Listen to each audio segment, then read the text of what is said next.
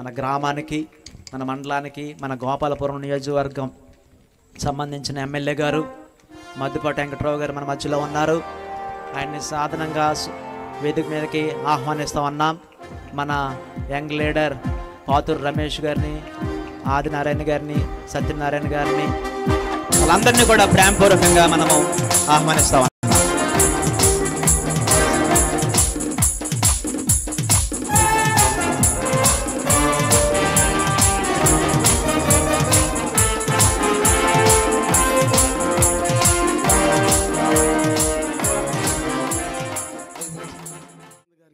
అందరికీ కూడా పేరు పేరున ప్రత్యేక ధన్యవాదాలు, నమస్కారాలు తెలియజేస్తూ, యాక్చువల్గా ఈవేళ కార్యక్రమం ఎగ్గొట్టేద్దాం అనుకున్నామండి.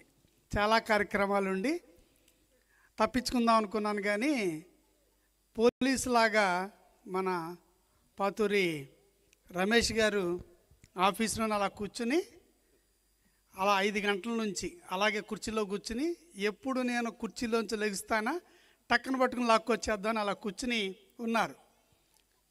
సరే ఆయన వెళ్ళిపోతారేమో, మిగతా అంటే చాలామంది నాయకులు కార్యకర్తలు వచ్చిండో వాళ్ళకి సమస్యల మీద ఆఫీసులో కూర్చుని ఆయా కార్యక్రమాలు చూడాల్సిన సందర్భంలో దేవుని ఆలోచన చెప్పున, ఆయన యొక్క నిర్ణయం చెప్పున మేము ముందుకి రాగలిగాము. ముందుగా అందరికీ కూడా క్రిస్మస్ శుభాకాంక్షలు తెలియజేస్తూ,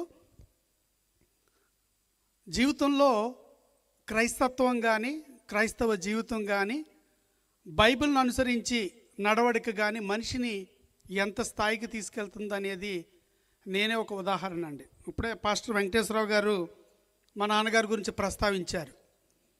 ఆయన ఆర్థికపరమైన అంశాలు ఎలా ఉన్నా కానీ పిల్లల విషయాల్లో మాత్రం మేము చిన్నప్పటి నుంచి కూడా వాక్యాన్ని అనుసరించి, బైబిల్ని అనుసరించి నడవడికని చాలా బలంగా నేర్పారండి. అందుకనే ఒక సాఫ్ట్వేర్ ఇంజనీర్ అంటే జలసాలు ఎక్కువ ఉంటాయి.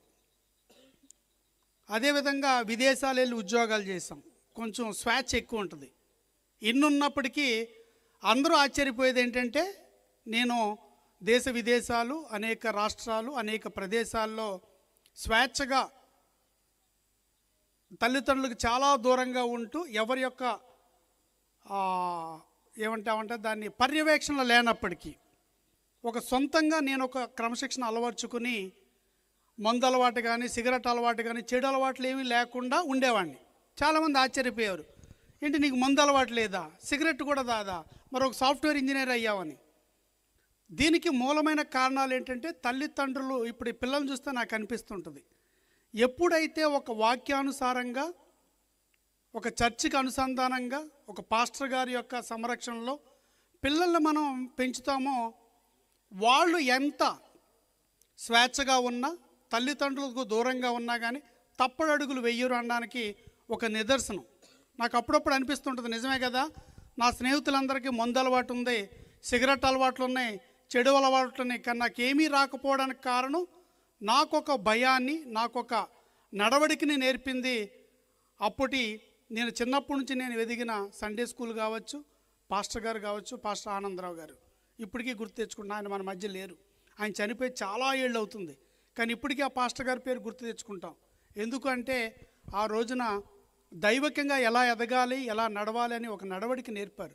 అందుకే మధ్యతరగతి కుటుంబం నుంచి వచ్చిన నా బోటివాడు ఒక సాఫ్ట్వేర్ ఇంజనీర్ అయ్యి నెలకు 2 లక్షల జీతాన్ని సంపాదించి ఒక స్థాయికి ఎదగలిగాను. నా చుట్టుపక్కల, నా కుటుంబంలో కానీ చుట్టుపక్కల ఎవరు బాగా చదువుకొని మాకు గైడెన్స్ ఇచ్చేవాళ్ళు ఎవరు లేరు. కానీ మాకు ఏది వాక్యానుసారంగా మా తల్లిగారు కావచ్చు, మా నాయనమ్మ గారి దగ్గర నుంచి, మీరు ఒకసారి ఆలోచించండి, మా నాన్నగారి పేరు యోహాన్ అని ఉందంటే ఆ రోజుల్లోనే ఒక క్రైస్తవ పేరు పెట్టాలంటే అది ఎక్కడి నుంచి వచ్చి ఉండాలి, పేరు ఎవరు పెట్టాలి, నాయనమ్మ పెట్టి ఉండాలి. అంటే నాయనమ్మ దగ్గర నుంచి వచ్చిన మూలాల వల్ల, ఆ మూలాలను బలంగా ఎదగడం వల్ల ఈ రోజున నేను ఒక ఈ నియోజకవర్గం, గోపాలపురం నియోజకవర్గం ఒక ఎమ్మెల్యే స్థాయికి చిన్న వయసులో ఎదగలిగాను. నాకెవరు గాడ్ ఫాదర్ లేరు, నన్ను ఎవరు నడిపించి ప్రోత్సహించేవాళ్ళు లేరు, ఒంటరిగానే నడిచా. కానీ నాకు దేవుడు తోడై ఉన్నాడు. కాబట్టి ఈ రోజున ఈ స్థాయికి రాగలిగాను. మీ ముందు ఒక గౌరవమైన స్థానంలో ఒక శాసనసభ్యుడిగా, నియోజకవర్గ ఎమ్మెల్యేగా మీ ముందు నిలబడగలిగాను. ఇది ఎందుకు చెప్తున్నానంటే, చాలామంది పేదరికాన్ని చాలా చిన్న చూపు చూసుకుంటుంటాం. మిగతా వాళ్ళతో పోల్చుకుని అరే మేము ఎదగలేకపోయాం, మేము ధనవంతులు కాలేకపోయాం, మేము ఉన్నత స్థితికి రాలేకపోయామని చాలా మదన పడిపోతుంటారు. ఏం అక్కర్లే.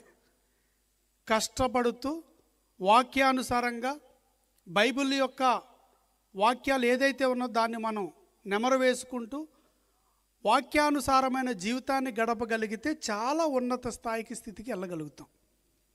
ఈ రోజున చాలా కుటుంబాలు చూస్తుంటామండి, చాలా దుర్బలమైపోయి చాలా విచ్ఛిన్నం అయిపోతుంటాయి.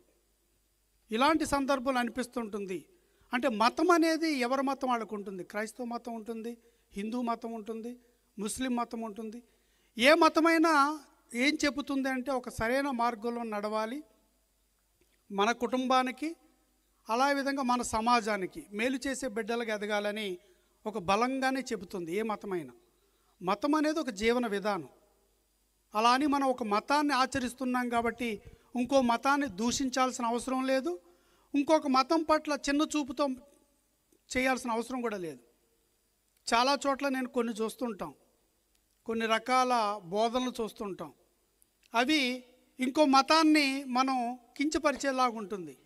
ఈ భారతదేశ సమాజం అనేది అనేక మతాల అనేక కులాల సమ్మేళనం సమూహం కాబట్టి మనం నమ్మిన సిద్ధాంతాన్ని, మనం నమ్మిన క్రియని నమ్ముతూ ఎలా ఉండాలంటే మన జీవితం, మన నడవడిక, మనం ఎదిగిన విధానమే ఒక సాక్ష్యం. మనం మైకులు పట్టుకుని పెద్ద ఒక మతాన్ని తిట్టేస్తున్నావు, కించపరుస్తున్నావు లేదా మనకు చెప్పక్కర్లే. నీ ఎదుగుదల, నువ్వు ఎదిగిన క్రమం, నువ్వు అభివృద్ధి చెందిందే ఒక సాక్ష్యం. అందుకే మనం చర్చెస్లో కూడా సాక్ష్యం చెప్పమని అడుగుతుంటాం. అయితే ఈ రోజున సంఘాల గురించి కూడా కొంచెం మాట్లాడాలి. ఎవరైనా పాస్టర్ గారు గట్టిగా గద్దించి వాక్యం చెబితే మనకి ఈ పాస్టర్ గారు నచ్చరు, పక్క పాస్టర్ గారిని ఎదుక్కుంటాం.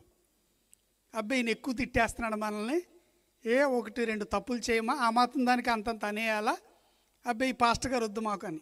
సంఘాలు ఎలా విడిపోతున్నాయి అంటే, అందుకే ఈ మధ్యన పాస్టర్స్ అందరూ నా దగ్గరికి వచ్చినప్పుడు నేను ఒకటే ఇచ్చా, ఒక సందేశం నేనేం అడిగానంటే, ఒక ఎమ్మెల్యేగా ఒక్కొక్క మండలంలో ఒక 3-4 పాస్టర్స్ సంఘాలు, అయ్యా పాస్టర్స్ మధ్యనే సమాధానం లేదు, మీరు సంఘస్థులకు ఏం సమాధానం చెప్తారు? అమ్మా మీరు సమాధాన పడి ఉండండి, తగ్గి ఉండండి, ఐక్యంగా ఉండండి అని ఎలా చెప్తారు? ఒక కుటుంబాన్ని ఒక ఏకరీతిని నడవమని ఎలా చెప్పగలుగుతారు? మీ మధ్యన లేదు కదా. ముందు మీరందరూ యూనిటీ అవ్వండి అని. దేవుని దయ వల్ల ఇప్పుడు 4 సంఘాలు, 4 మండలాల్లో ఉండే సంఘాలు, ప్రతి మండలంలో ఒక్కొక్క సంఘంగా యూనిటీ అయ్యింది. చప్పట్లు కొట్టండి అమ్మా, సంతోషించదగ్గ విషయం.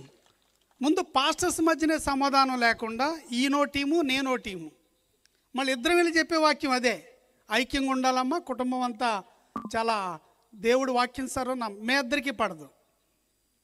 దీనికి అనుగుణంగా నేను ఇంకోటి ఏం చేశానంటే, ఇప్పటివరకు ఈ గోపాలపురం నియోజకవర్గ చరిత్రలో జరిగింది, గోపాలపురం నియోజకవర్గంలో ఉన్న ప్రతి గ్రామం నుంచి కూడా అందరినీ ఆహ్వానించి దేవరపల్లిలో రేపు డిసెంబర్ 15వ తారీఖున 10,000 నుంచి 15,000 మందితో భారీ క్రిస్మస్ చేయబోతున్నాం. ఒక ఎమ్మెల్యేగా, ఒక ఎమ్మెల్యేనే చేస్తాడు. నేను మీకు వచ్చి అటెండ్ అవ్వడం కాదు, మీ అందరినీ ఒక తాటికి తీసుకొచ్చి ఒక చోట క్రిస్మస్ సంబరాలు చేయాలని. అదేవిధంగా జనవరిలో సంక్రాంతి సంబరాలు కూడా చేస్తాం. అదేవిధంగా ముస్లిం సోదరులు వచ్చినప్పుడు ఇఫ్తార్ విందులు కానీ ఇవి కానీ. నా ఆలోచన ఏంటంటే, ఈ గోపాలపురం నియోజకవర్గంలో అన్ని మతాలు ఒక సమన్వయంతో, ఒక స్నేహపూర్వక వాతావరణంతో, పరమత సహనంతో మెలగాలి. ఒక మతం పట్ల కానీ, ఒక మతం యొక్క ఆచారాల పట్ల కానీ ఇంకొకరు విద్వేషాన్ని ఉండకూడదు, అలా అని ఆటంకాన్ని కల్పించకూడదు. 2 చెప్తున్నాం. ఎవరైనా ఒక మతం యొక్క ఆచారాల్లో కానీ వాటి యొక్క క్రియల్లో కానీ ఎంటర్ అయి ఆటంకం కల్పించాలని చూస్తే మాత్రం ఎమ్మెల్యే మద్దిపాటి వెంకటరాజు ముందు వస్తాడు, వాళ్ళు రారు. ఖచ్చితంగా ఎవరి మీద కానీ హింస కానీ దాడులు కానీ ఆటంకాలు కల్పించడం కానీ ఇట్టి పరిస్థితుల్లో ఒప్పుకోం. ఇది ఒక మంచి సందేశాన్ని గోపాలపురం నియోజకవర్గం అనేది ఈ రాష్ట్రానికి, ఈ దేశానికి, అన్ని మతాలు ఇక్కడ ఒక పరమత సహనంతో శాంతితో ఎలా వెళతాయి అనేది ఒక నిరూపించాలని. కాబట్టి అందరిని ఆహ్వానిస్తున్నాం, బస్సులు పెడతాం. సుమారుగా ఒక 100 బస్సులు పెడదాం అనుకుంటున్నాం. పెట్టి హ్యాపీగా మీరు బస్సు ఎక్కుతారు, వస్తారు, ఆ క్రిస్మస్ సంబరాలు చూసుకుంటారు. అదేవిధంగా భోజనం చేసి అందరం మళ్ళీ మన ఇళ్ళకి మనం వెళతాం.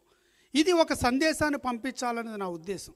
ఏ మతమైనా ఇన్ని వందల వేల ఏళ్లుగా ఈ మత ఆచారాలు నడుస్తున్నాయి అంటే ఒక బలమైన నమ్మకాల మీద, పునాదుల మీద నడుస్తున్నాయి.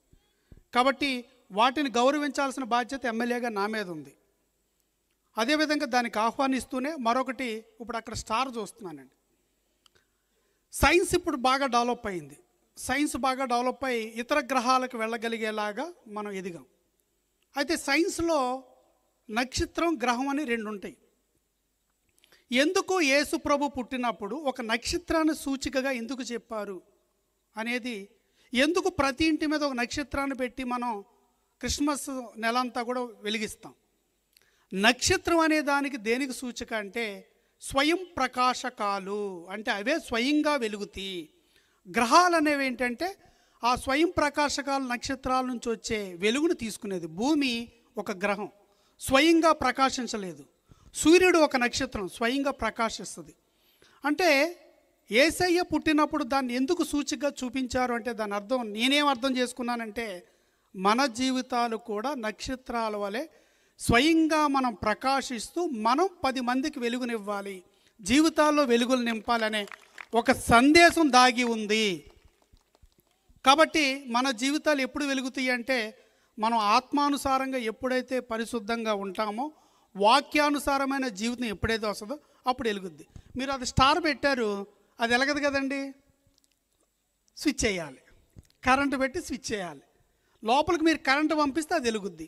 అలాగే మీ హృదయాల్లోకి దేవుణ్ణి పంపిస్తే మీ హృదయాలు, మీ జీవితాలు వెలిగి అందరికీ వెలుగునిస్తాయి.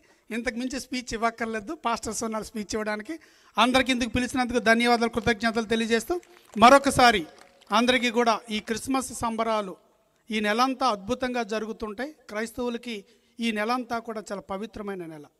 కాబట్టి ఈ యొక్క కార్యక్రమంలో నేను పాల్గొంటూనే ఏదైతే ఒక కార్యక్రమాన్ని నియోజకవర్గ స్థాయిలో భారీ ఎత్తున నిర్వహించదలిసామో దానికోసం కూడా ప్రార్థన చేయండి. నేను ఎన్నికల సందర్భంలో కూడా చాలా చర్చిలకు వెళ్ళాను. ఏ చర్చిలో కూడా నాకు ఓటేయమని చెప్పలేదండి, ఏ చర్చిలో చెప్పలే. నేను ఒకటే అడిగాను, అమ్మ ప్రార్థన చేయండి, దేవుడు మీకు ఎలాంటి ఆలోచన ఇస్తాడో, ఎలాంటి మీకు ఒక సంకల్పాన్ని ఇస్తాడో ప్రార్థన చేయండి, దేవుడు ఇస్తాడు. దేవుడు గనక చిత్తం గనక మద్దిపాటి వెంకటరాజు అనే వ్యక్తిని ఈ నియోజకవర్గానికి ఎమ్మెల్యేగా నిలబెట్టడం అనేది దేవుడి సంకల్పం అయితే మీతో దేవుడే ఓట్లే ఇస్తాడు. నేను అడగక్కర్లేదని ఏ చర్చిలో కూడా నేను ఓటు అడగలే, భవిష్యత్తులో కూడా అడగను. ప్రార్థనాపూర్వకంగా చూడండి, దేవుడు నడిపిస్తాడు, ఏం చేయాలో దేవుని చిత్తానుసారంగా నేను నడుస్తానని చెప్పాను. మరొకసారి అందరికీ క్రిస్మస్ శుభాకాంక్షలు తెలియజేస్తూ, అదేవిధంగా అందరికీ కూడా మీ మీ జీవితాల్లో ఆ యొక్క వాక్యానుసారమైన వెలుగులు ఉండాలని, మీ ద్వారా 10 మందికి ఆ వెలుగులు పంచాలని మరీ కోరుకుంటూ అందరికీ కృతజ్ఞతలను, ధన్యవాదాలు. హల్లెలూయా.